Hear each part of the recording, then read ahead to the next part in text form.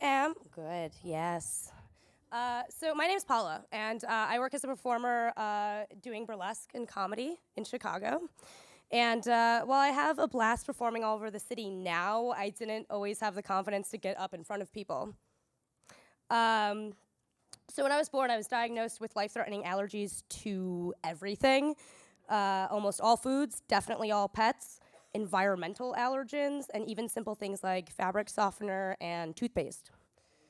Yeah, my teeth were clean, by the way, when I was a kid. Baking soda. So I basically grew up at Children's Memorial, where I was deprived of the simple joys of things like school lunches and Halloween candy, which is the one you should really boo, because that sucked. Boo! But even without these indulgences, the steroids the doctors put me on made me gain a ton of weight. I was basically a bubble child in all senses of the word. So between 7th and 8th grade, I began to outgrow a couple of my food allergies. I wanted to eat everything that had been off limits to me before, and I was eager to have things like dairy for the first time, because that meant I could finally eat pizza, like a normal 13-year-old kid, and ice cream, and chocolate.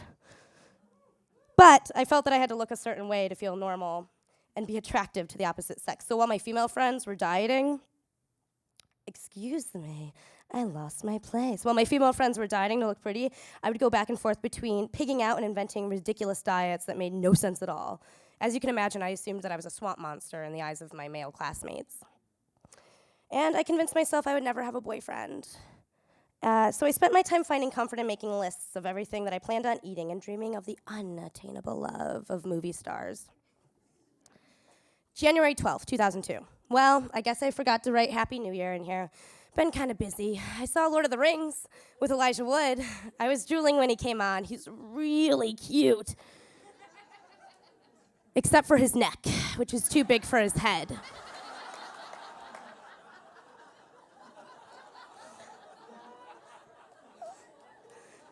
So it turns out I was projecting my insecurities onto Elijah Wood. So it was at this point that the dieting started, or rather the lists of food that weren't exactly healthy or nutritious. Okay, I'm gonna move this. I'm sorry, it's on a cord. There we go, we got it. Weren't exactly healthy or nutritious in any way. Yeah, all right. Who cares? All right, so February 6th. I think I need to go on a strict diet. I'm gaining weight. Okay, here's for tomorrow. It's gonna be too early for breakfast, so tea, lunch, Capri Sun, and applesauce. After school, orange juice and some fruit. Dinner, rice. Really great, right? I found that my family wasn't always so supportive of my of my diet plans. This is why I should have used the music stand, guys. So, August 9th. As I suspected, I didn't follow my diet at all. I know this sounds pathetic and whiny, but I crave a lot of food, and not fruit. I wish all we had inside the house was fruit instead of my brother eating pizza and my dad taunting me with the junk he eats. I really want to follow through on this diet, but I just can't. But I won't stop trying. Here's the new schedule. When I wake up, bananas. Lunch, celery and apples. Dinner, apples and grapes. I hope this works. God, I could just be normal-sized, active, happy girl for just one day. Do you have any idea what it's like to have to tilt your head up to look up to see your friends? They all treat me like a little kid. I'm watching SNL with Josh Hartnett, and he's really cute, but he's way too tall for anyone. Thank you. Cool. I also felt that there were more things limiting me than just my weight and my height. August 12th. I was thinking about how privileged I am, but then I started thinking about how underprivileged I am.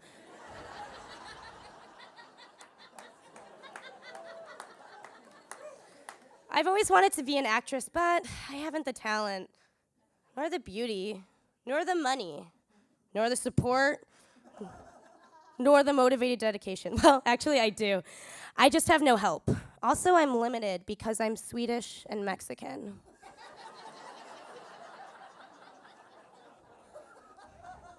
August 13th.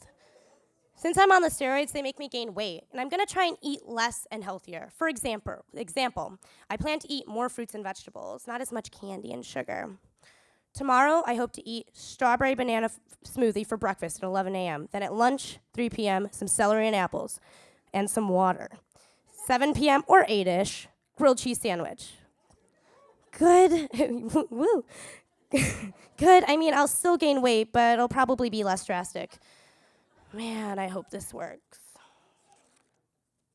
August 14th. I'm always hot and tired. I'm always hungry and bored. Always eating while watching TV.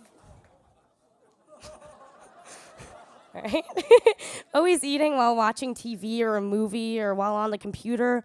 No one wants to do anything with me. And even if they did, I wouldn't want to go. Because it's always boring places like the zoo, the lake, the alley.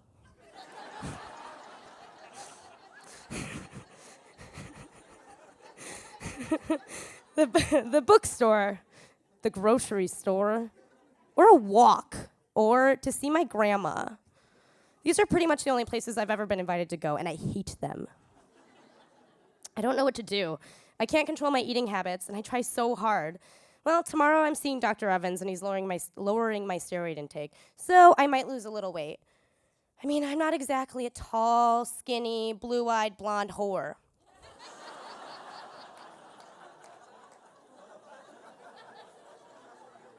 I'm short, fat, ugly, and stupid, and boring. I hope that when I get off the steroids, I'll go back to normal. So at the beginning of 8th grade, I'd hit my highest weight and developed what's called moon face due to all the steroids. This was also around the time certain side effects had started to kick in, like intense mood swings and depression. Getting my dosage changed seemed like my only hope. August 15th. All right, well, I thought my doctor would lower my steroids, but he did the absolute opposite. He put me on more. I'm so angry. He said he'd lower them. My mom said he'd lower them. He said I was doing great and improving quickly, so what does he do? He puts me on more steroids. I think there's a conspiracy against me. I know there is. So at this point in the entry, I went way off the rails because of roids. Let this be a lesson. You're fat. You are ugly. You need energy. You are ugly. You are stupid. You need to change your life. You are gross. Fat is bad. Bad food is your enemy. Don't eat. Food will hurt you. I hate food. Food is disgusting. Energy is good. Sports are good. They're not. Food sucks. It's bad. It tastes bad. Food is wrong. Food makes you ugly. Food kills you. Food ruins your day. You don't need food. Say no to food. So in late 2002, early 2003, my primary care physician decided to send me to a hospital that specialized in asthma and allergies. I was inpatient as they did tests on me every day and changed my medications around to help me live a more comfortable life. Despite the fact that my conditions were labeled life-threatening, I felt like I was getting better. I also found out around this time that I qualified for a Make-A-Wish. Although I was excited, I don't know that they could exactly help me with all of the wishes I made on November 28th. I wish I could be 18. I wish I could be pretty and original, like Kelly Osbourne.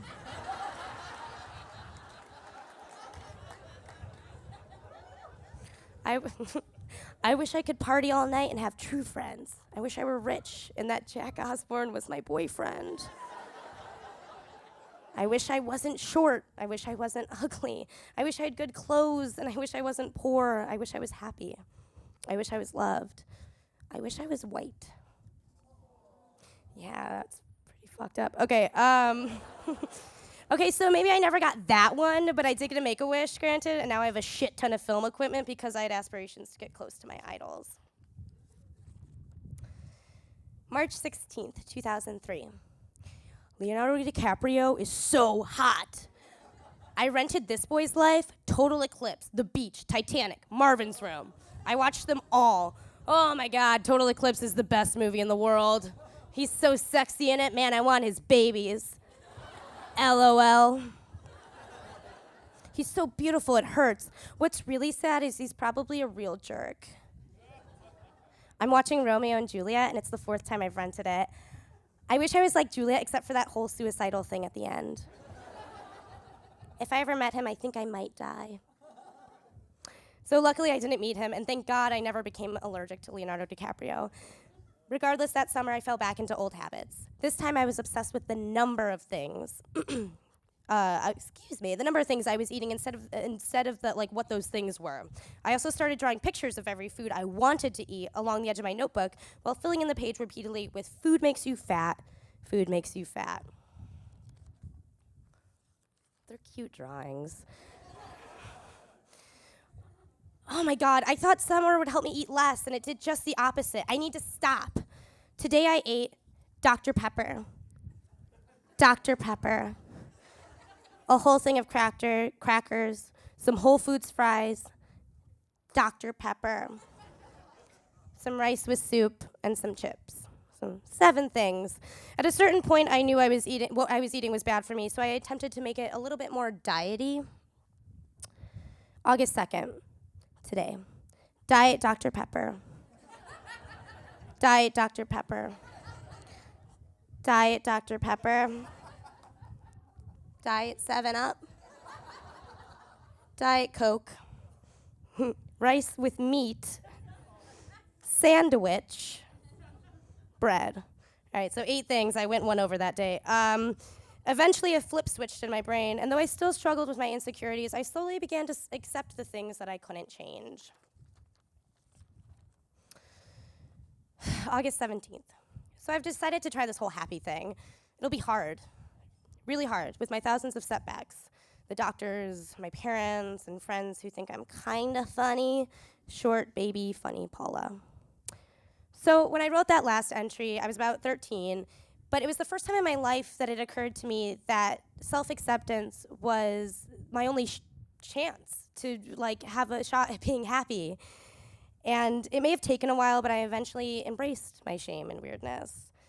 My life is no longer controlled by doctors or allergies, dieting, or the fear of what people, the fear of what people might think of me. My life is controlled by me.